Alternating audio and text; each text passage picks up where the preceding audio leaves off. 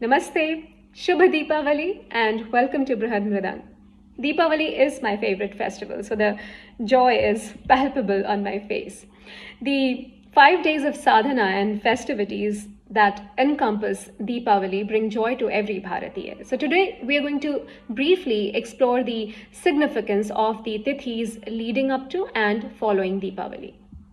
This festival has been mentioned in Bhavishyottara Purāṇa and in Dharma Sindhu as well, where it is termed as Sukharatri, the night that brings bliss to everyone.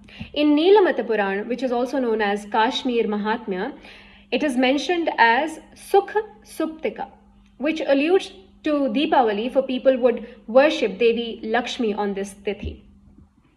So we begin with Govatsa Dvādaśī or Vasubaras, where cows, calves and bulls are worshipped with gratitude for sustaining and strengthening our lives through all that they provide. Cattle is another symbol of Devi Lakshmi and wealth. According to Purāṇa, Kamdhenu, the divine cow that grants abundance and fulfills all dharmic desires, emerged from the Samudra Manthan on this day. On Dhan Trayodashi, the 13th dark half of the Ashwina Mas, the Purāṇa tells us that Ma Lakshmi and Bhagwan Dhanvantari emerged from the Samudra Manthan. Hence, we worship both the deities, seeking spiritual and material abundance and good health through our sadhana. We also light lamps facing the Dakshina Disha, the southern direction, at the advent of night, which is an offering to Yama Dharmaraj, so that he wards off Akala Mrityu, that is accidental or unnatural death. This is known as Yamadipam.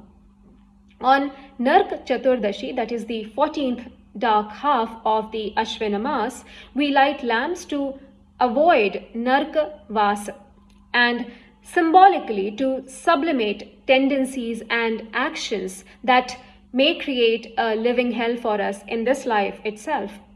Once again, Yama Dharmaraj is propitiated through Yama Tarpana, and firecrackers have a special significance for this day. The Padma Purāṇa talks about the importance of Abhyanga Snan at crack of dawn on this Chaturdashi. So what one must do is take an oil bath at crack of dawn and follow it with Ganga Snan, or use Ganga Jal for bathing. And those who do this do not go to the Yamaloka.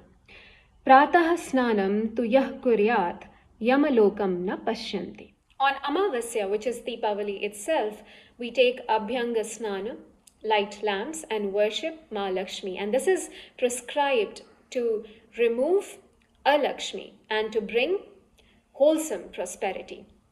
It is also said that Ma Lakshmi does not sleep on this Amavasya, so we worship her through ritual offerings on this night and also keep the doors of our homes slightly ajar, for she visits her devotees.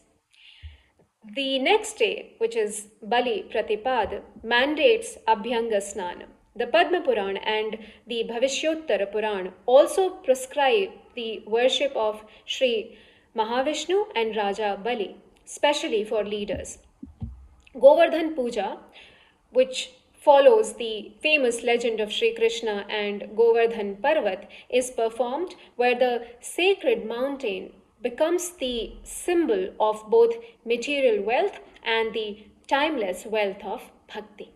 The final day of Bhai Dūj, which is a celebration of the unconditional love between a brother and a sister, is also known as Brhadmrdanga or Yama Dvitiya.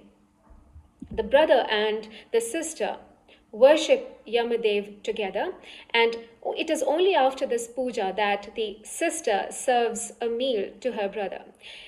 It is said, the Purāṇa mentions, that he who eats an affectionate meal prepared by his sister on this day, as Bhagwan Yamadev was served by his sister Yamuna, attains the best of wealth there is.